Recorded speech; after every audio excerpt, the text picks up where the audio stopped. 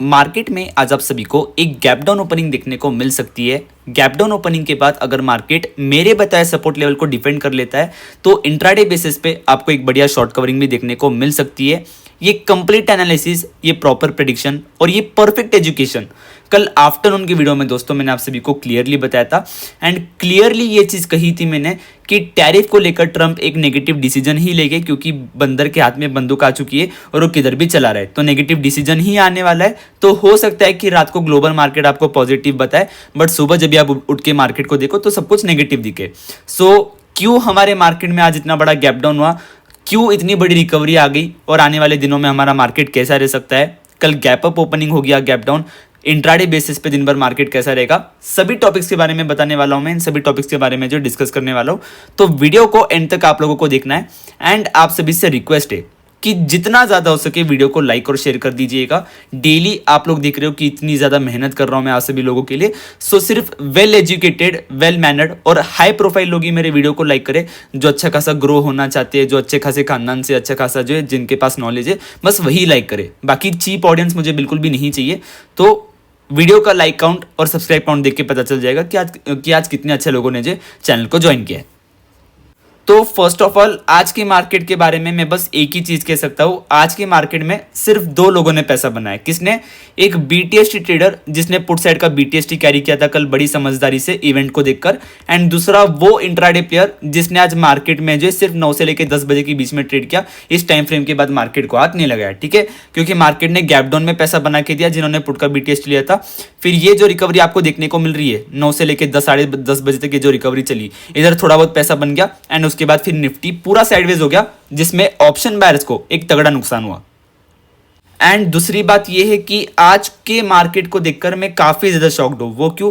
क्योंकि सुबह gift Nifty 300 point का मिनिमम गैप डाउन बता रहा था बट हमारे मार्केट ने सिर्फ 180 पॉइंट का गैप डाउन दिया एंड वो भी आप लोग देख सकते हो कि इंट्राडे बेसिस पे -90 पॉइंट की गिरावट के साथ जाके ही हमारा मार्केट बंद हुआ है। हालांकि जिस तरीके की खबर आई थी तो उससे तो निफ्टी में आज 500-600 पॉइंट का फॉल, सेंसेक्स में 1000-1500 पॉइंट का फॉल आना चाहिए था बट हमारे मार्केट में वैसा बिल्कुल भी कुछ नहीं हुआ। एंड न्यूज की अगर मैं बात करूं तो ट्रंप ने जो इंडिया पे 26% का जो है रेसिप्रोकल टैरिफ इंपोज कर दिया है। पहले 10% था और 16% कल रात को उन्होंने एक्स्ट्रा एडिशन कर दिया एंड 26% इंपोज कर दिया है। एंड इंडिया पे तो भी जो है उन्होंने थोड़ी बहुत मेहरबानी की है। अगर आप दूसरे देशों पे देखो, चाइना पे, रशिया पे 50%, 60% ना जाने कौन कौन से आंकड़े ले रखे, मतलब ना जाने कौन कौन से आंकड़े डाल रखे, एकदम अनरियलिस्टिक। मतलब ऐसा लग रहा है कि बस बच्चों की तरह लड़ाई हुई थी उसका बदला निकाल रहे। बच्चों में लड़ाई होती है ना कि अगर एक बच्चे ने दूसरे बच्चे को बिस्किट नहीं दिया तो दूसरे दिन वो बच्चा जो है एक अच्छा खासा बिस्किट का पैकेट लेकर आएगा और वो पहले वाले बच्चे को चिढ़ाएगा कि देख तूने मुझे बिस्किट नहीं दिया था तो अभी देख मैं तेरे से भी अच्छा बिस्किट लेकर आया हूँ एकदम डिलीशियस, और उसके सामने खाएगा, चिढ़ाएगा। तो वैसी हालत ट्रम्प की हो चुकी है। मतलब जब भी मैंने उन टैरिफ फिगर्स को देखा, टेलीग्राम पे मैंने शेयर कर रखा है वो चार्ट टेबल को कि किस किस देश पे जो कितना टैरिफ इंपोज किया है, तो इतने अनरियलिस्टिक आंकड़े थे। मतलब 50%, 60%, 70%, अगर इतना किसी देश को जो एक्सपोर्ट ड्यूटी देनी पड़ रही है यूएस को प्रोडक्ट भेजने के लिए तो कोई धंधा करेगा ही क्यों। तो ट्रम्प के इस डिसीजन से फिलहाल ग्लोबल रिसेशन का जो खतरा मंडरा रहा है। एंड बाकी हमारा मार्केट, आप सभी का ये सवाल होगा कि सर खबर तो अच्छी खासी नेगेटिव थी तो हमारा मार्केट इतना गिरा क्यों नहीं। तो देखिए, फर्स्ट ऑफ ऑल इंडिया में सबसे मेन चीज कौन सी एक्सपोर्ट होती है इंडिया से यूएस? फार्मा मतलब दवाइयाँ। मोस्टली दवाइयाँ एक मेन चीज है जो इंडिया यूएस को एक्सपोर्ट करता है। बाकी इंडिया में जितने भी सेक्टर्स थे जैसे कि आईटी सेक्टर का कोई लेना देना है ही नहीं। सर्विस बेस्ड जो कंपनी रहती है आईटी की तो उसका कोई लेना देना है नहीं। फिर steel sector, cement sector, real estate sector, copper metal sector, ऐसे 70% से भी ज़्यादा सेक्टर जिनका प्रोडक्शन भी इंडिया में है, वो लोग माल भी इंडिया को ही प्रोवाइड करते हैं एंड सब कुछ इंडिया में ऑपरेशन चल रहा है। तो वैसे ही उनका कुछ यूएस से लेना देना है नहीं। तो इंडिया में बस 10 to 15% ऑफ द सेक्टर इस खबर से जो मतलब तकलीफ में आया है। एंड वो भी देखा जाए तो अभी नेगोशिएशन की बात होने वाली है तो ये 26% का ये जो आंकड़ा है हो सकता है कि 20% पे आ जाए। एक बार मोदी और ट्रम्प की बात हो जाती है, आप लोगों को पता है कि ये दोनों अच्छे दोस्त हैं, तो हो सकता है कि 20% पे भी जो ये टैरिफ आ जाए।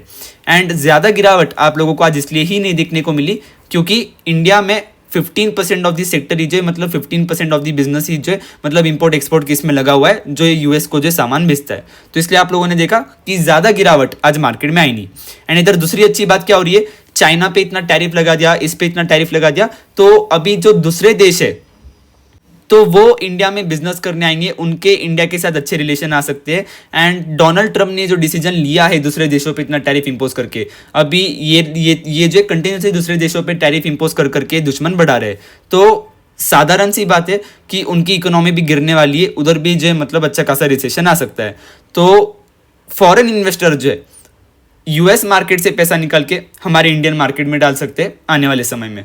तो ये 2 से लेके 3 अच्छी खबरें थी जिसके कारण से जो है मार्केट आज बिल्कुल भी नहीं गिरा।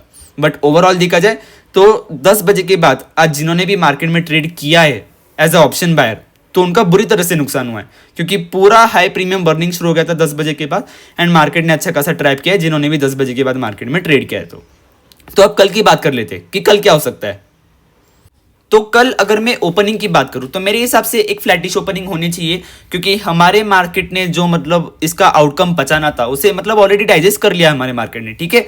बट एक दिक्कत की बात क्या हो रही है, कल रात को 1:30 बजे के बाद ट्रम्प की स्पीच थी, 1:30 बजे के बाद जो ये टैरिफ का अनाउंसमेंट आया है, ठीक है। एंड यूएस मार्केट जो है 1 बजे के आसपास ही बंद हो जाते, तो इसलिए सभी आप लोग जो है कंफ्यूज हो गए। अभी जो है कल रात के डाउ जोन्स को जाके देखो, उधर जो आपको पता रहा होगा 236 पॉइंट की तेजी जो है डाउ जोन्स में दिखने को जो है मिल रही होगी। बट आप लोग डाउ फ्यूचर जाके देखो, -1100 पॉइंट की तेजी आप लोगों को जो है डाउ फ्यूचर्स में देखने को मिलेगी। क्यों? क्योंकि इसका एक बहुत ही नेगेटिव इंपैक्ट उधर आ सकता है, ठीक है। सो कल मेरे हिसाब से तो एक फ्लैटिश ओपनिंग होनी चाहिए, क्योंकि हमारे मार्केट ने आज इतनी नेगेटिव खबर को इतनी ब्रेवली डाइजेस्ट किया है एंड इस खबर के बाद बहुत सी पॉजिटिव चीजें भी निकल कर आ रही है हमारे मार्केट के लिए, तो वो भी आने वाले दिनों में आपको पता चलेगा ही। तो मेरे हिसाब से एक फ्लैटिश ओपनिंग होनी चाहिए। बट रात को यूएस मार्केट में आज क्रैश आ सकता है, तो उसके इंपैक्ट से कल हो सकता है कि एक गैप डाउन भी देखने को मिले। तो कल एक फ्लैटिश ओपनिंग के 60% चांसेस है और एक गैप डाउन ओपनिंग के 40% चांसेस मुझे दिखाई दे रहे हैं। फिर भी आप लोग मेरे फ्री टेलीग्राम चैनल को ज्वाइन कर सकते हो। ओवरनाइट यूएस मार्केट से क्या खबर आई, कल गैप अप होगा, गैप डाउन होगा, फ्लैटिश खुलेगा, इंपॉर्टेंट सपोर्ट रेजिस्टेंस लेवल कौन से, ऐसा फ्री नॉलेज और फ्री न्यूज जो मैं अपने चैनल पे शेयर करता हूं, तो आप लोग ज्वाइन कर सकते हो, ठीक है। एंड बाकी अगर कल मैं इंट्राडे बेसिस की बात करूं मार्केट की कि दिन भर इंट्राडे बेसिस पे कैसा रह सकता है, तो कल है फ्राइडे, किसी भी इंडेक्स की एक्सपायरी नहीं है, वीकेंड रहता है, उसके कारण से एक्सट्रीम हाई लो लिक्विडिटी रहती है मार्केट में। तो कल का दिन मैं हमेशा आप लोगों को कहता हूं कि मैं तो बिल्कुल भी हाथ नहीं लगाता हूं मार्केट को, क्योंकि मार्केट अच्छे जो ऑप्शन बायर्स का अच्छा खासा पैसा खाता है। तो कल का दिन मेरे हिसाब से अवॉइड करना एक सबसे बेस्ट स्ट्रैटेजी, एक सबसे बेस्ट डिसीजन रहेगा as a option buyer. But फिर भी जिन्हें नशा लग चुका है ट्रेडिंग का, जिन्हें जबरदस्ती ट्रेड करना ही है मार्केट में, चाहे अपॉर्चुनिटी मिले ना मिले, तो वो लोग जो कल मार्केट को ट्राई करके देख सकते हैं। बाकी सपोर्ट रेजिस्टेंस लेवल वही है, डाउन साइड में 22,980 से लेके 23,050 का रहेगा एक important support level, and up side में रेजिस्टेंस रहेगा 23,390 से लेके 23,450 का, ठीक है। तो इस रेंज के बीच में जब तक है तो मार्केट ही 300-400 पॉइंट की रेंज के बीच में घूमता रहेगा। Buy on support, sell on resistance की स्ट्रेटजी जो है बढ़िया तरीके से काम करेगी। इस सपोर्ट लेवल का ब्रेकडाउन मिलता है तो 22,700 तक मार्केट क्रैश करेगा। इस रेजिस्टेंस का ब्रेकआउट मिलता है तो मार्केट जो है 23,800 तक की रैली आप लोगों को बता सकता है। एंड बाकी जब तक इसके बीच में है तो maximum of the trading session market को अवॉइड करना ही एक बेस्ट डिसीजन रहेगा। एंड बाकी कल जहां तक मेरा मानना है कि दिन भर मार्केट वोलेटाइल रहेगा, एक्सट्रीम लो लिक्विडिटी रहेगी, हाई प्रीमियम बर्निंग रहेगी, सो ऑप्शन बायर कल मार्केट को बिल्कुल भी हाथ ना लगाए, जहां तक मेरा मानना है। बट ऑलरेडी मैं कह चुका हूं कि अगर आपको ट्रेडिंग का नशा लग चुका है, अपॉर्चुनिटी दिखे बिना भी ट्रेड करने की आदत लग चुकी है, तो उसमें मैं कुछ भी नहीं कर सकता, फिर आप लोग देख लेना कि क्या करना है।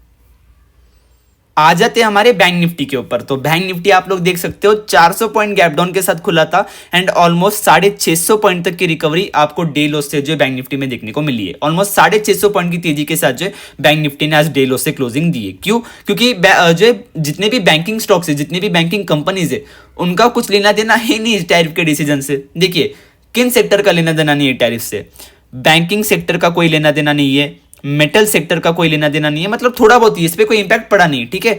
आईटी सेक्टर का बिल्कुल भी लेना देना नहीं है, वो सेक्टर जो सर्विस प्रोवाइडर है उनका बिल्कुल भी लेना देना नहीं है इस डिसीजन से, उन पे कोई भी पॉजिटिव या नेगेटिव इंपैक्ट नहीं पड़ा है, ठीक है।